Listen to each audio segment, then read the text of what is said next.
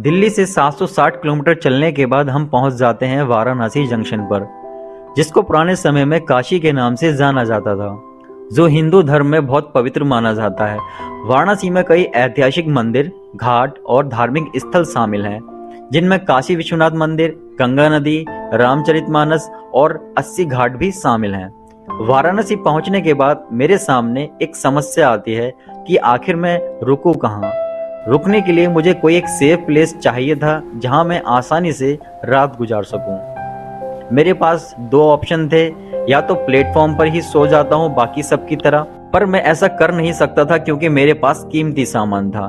दूसरा ऑप्शन था मेरे पास कि क्यों ना एक रूम बुक किया जाए और रूम में जाके रहूं। तो मैं चल देता हूं रिटर्निंग रूम की तरफ और बताता हूं आगे की डिटेल आपको कि कैसे आसानी से आप भी यहां रुक सकते हैं।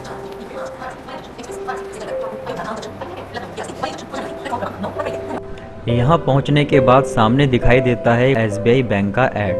अंदर राइट साइड में कुछ लोग बेंच पर सोए हुए मिलते हैं। सामने दीवार पर एक बोर्ड लगा है जिस पर लिखा है रेणुका एंटरप्राइजेज, यानी ये कंपनी जो है इसकी केयर टेकर है।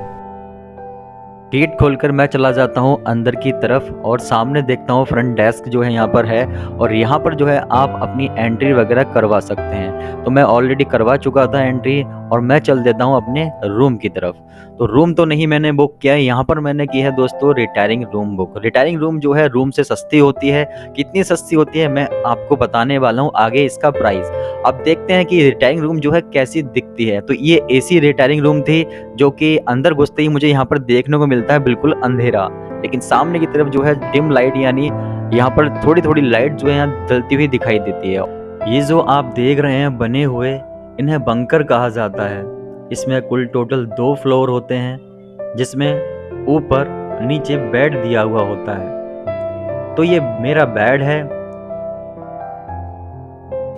नीचे की तरफ हमें सामान रखने के लिए लॉकर दिया हुआ है। लॉकर में काफ़ी स्पेस है। आपको बता दूं, लॉक यहाँ से नहीं मिलता है, तो आप अपना लॉक खुद लेकर आइए घर से, या आप बाहर से भी खरीद सकते हैं। इधर देख लीजिए कुछ इस तरह का दिखाई देता है इंटीरियर। नाइट का टाइम है तो लाइट्स भी ऑफ की हुई हैं, सिर्फ नाइट लैंप ऑन किया हुआ है। चलिए चलकर मैं आपको अपना बेड दिखा देता हूँ, क्या क्या फैसिलिटी इसमें दी हुई हैं। चलिए कर्टेन्स को हटाते ही सामने आपको देखने को मिलता है पिलो वाइट कलर का, व्हाइट कलर की बेडशीट, और यहाँ एक ब्लैंकेट भी हमें देखने को मिलता है। यहाँ आप देख सकते हैं कि काफ़ी अच्छा खासा स्पेस देखने को मिलता है। सामने की तरफ आपको स्विचेस और चार्जिंग सॉकेट देखने को मिल जाते हैं। बाहर की तरफ की बात करें तो बंकर का कुछ इस तरह का व्यू आता है। अगर आप ऊपर वाले बेड पर जाना चाहते हैं तो साइड में यहाँ हमें स्टेयर्स दी हुई हैं, जिन पर चढ़कर आप ऊपर वाले बेड पर जा सकते हैं। ये फुली AC रिटायरिंग रूम है, तो गर्मी की भी कोई टेंशन हमें नहीं मिलती है। चलिए आपको ऊपर वाला बेड भी दिखा देता हूँ। तो सेम ही सारी फैसिलिटीज ऊपर आपको दी हुई हैं। चलिए दिखा देता हूँ आपको यहाँ का 360 डिग्री व्यू, जिससे आप अंदाजा लगा पाएं।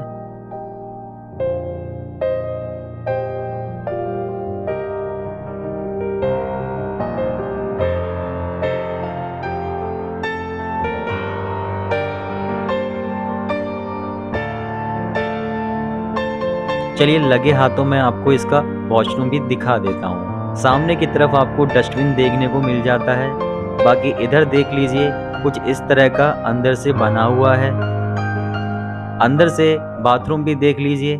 नीचे आपको मग और बाल्टी दी हुई है, साथ ही शावर भी नहाने के लिए दिया हुआ है। देसी टॉयलेट भी यहाँ देखने को मिल जाता है। ऊपर की तरफ इसमें लाइट लगी हुई है। बाकी इधर की साइड यूरिन करने के लिए सेक्शन दिया हुआ है। बाकी साफ सफाई बहुत अच्छी है, जरा भी स्मेल नहीं आ रही है। अभी रात भर मुझे यहाँ रुकना है, तो मैं अच्छे से अपनी नींद पूरी करूँगा। आप देख सकते हैं ट्रैवल करने के बाद मेरी आइज़ कितनी सूज गई हैं और थोड़ा थका हुआ भी महसूस कर रहा हूँ। सुबह मेरी 5 बजे ट्रेन भी है, क्योंकि मुझे अब जाना है वाराणसी से प्रयागराज। मेरे सामने चैलेंज है कि मैं सुबह टाइम से उठ भी पाऊंगा या नहीं, या कहीं मेरी ट्रेन छूट तो नहीं जाएगी। बात करते हैं इसके लिए मुझे कितने रुपए देने पड़े। तो 348 रुपये मैंने इसके लिए दिए हैं। मानता हूँ ये थोड़ा सा महंगा लगा होगा आपको, क्योंकि ये एसी रिटायरिंग रूम है। ऑनलाइन बुकिंग करते हुए नॉन एसी रिटायरिंग रूम मुझे देखने को मिला ही नहीं, तो मुझे यही बुक करना पड़ा। चलिए अब मैं आपको बताने वाला हूँ कि अगर आप वाराणसी आते हैं तो कैसे रिटायरिंग रूम तक पहुँच सकते हैं। बाकी इससे बुक करने का जो लिंक है वो नीचे आपको डिस्क्रिप्शन में मैं दे दूंगा, तो आप भी इसे बुक कर सकते हैं और इस फैसिलिटी का फ़ायदा उठा सकते हैं। तो सबसे मुश्किल काम होता है रिटायरिंग रूम को ढूंढना। तो सामने प्लेटफॉर्म नंबर 1 पर बना हुआ है फूड ट्रैक, इसी के साथ में इधर स्टेयर्स ऊपर जा रही हैं।